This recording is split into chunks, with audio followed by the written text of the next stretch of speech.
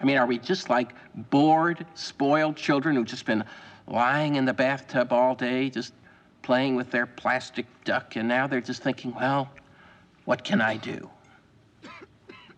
Okay, yes. We're bored. We're all bored now. But has it ever occurred to you, Wally, that the process that creates this boredom that we see in the world now may very well be a self-perpetuating, unconscious form of brainwashing created by a world totalitarian government based on money, and that all of this is much more dangerous than one thinks, and it's not just a question of individual survival, Wally, but that somebody who's bored is asleep, and somebody who's asleep will not say no?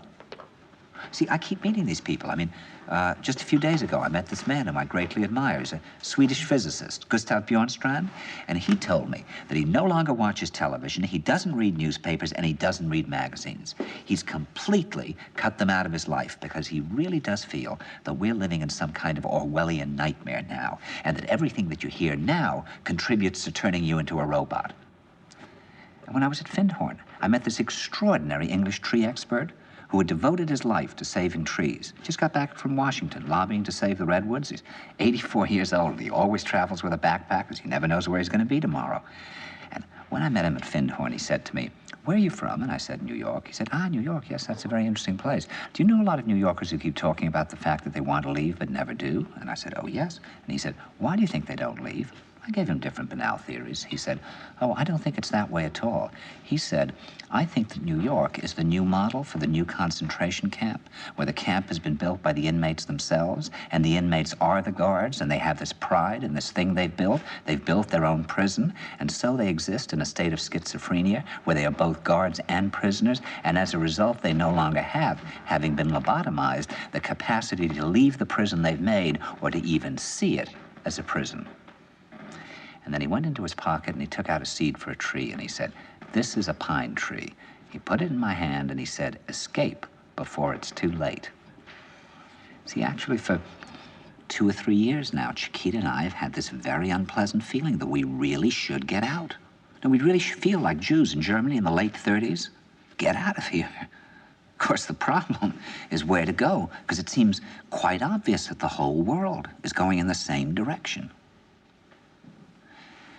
See, I think it's quite possible that the 1960s represented the last burst of the human being before he was extinguished, and that this is the beginning of the rest of the future now, and that from now on there'll simply be all these robots walking around, feeling nothing, thinking nothing, and there'll be nobody left almost to remind them that there once was a species called a human being, with feelings and thoughts, and that history and memory are right now being erased, and soon nobody will really remember that life existed on the planet. Now, of course, Bjornstrand feels that there's really almost no hope, and that we're probably going back to a very savage, lawless, terrifying period. Findhorn people see it a little differently. They're feeling that there'll be these pockets of light springing up in different parts of the world, and that these will be, in a way, invisible planets on this planet. And that as we, or the world, grow colder, we can take invisible space journeys to these different planets, refuel for what it is we need to do on the planet itself, and come back. And it's their feeling that there have to be centers now where people can come and reconstruct a new future for the world. And when I was talking to Gustav Bjornstrand, he was saying that actually these centers are growing up everywhere now. And that what they're trying to do, which is what Findhorn was trying to do, and in a way, what I was trying to do. I mean, these things can't be given names, but in a way, these are all attempts at creating a new kind of school or a new kind of monastery. And Bjornstrand talks about the concept of reserves, islands of safety, where history can be remembered and the human being can continue to function in order to maintain the species through a dark age. In other words, we're talking about an underground, which did exist in a different way during the Dark Ages among the mystical orders of the Church. And the purpose of this underground is to find out how to preserve the light, life, the culture, how to keep things living. You see, I keep thinking that what we need is a new language, a language of the heart, languages in the Polish forest where language wasn't needed. some kind of language between people that is a new kind of poetry. That's the poetry of the dancing bee that tells us where the honey is.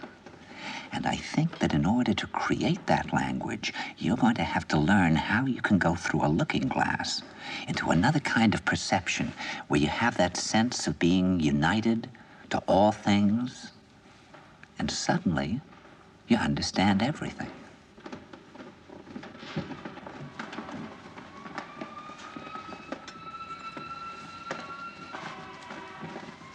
Are you ready for some dessert? I think I'll just have an espresso. Thank you. I'll also have one. Thank you. And could I also have an amaretto? Certainly, sir. Thank you.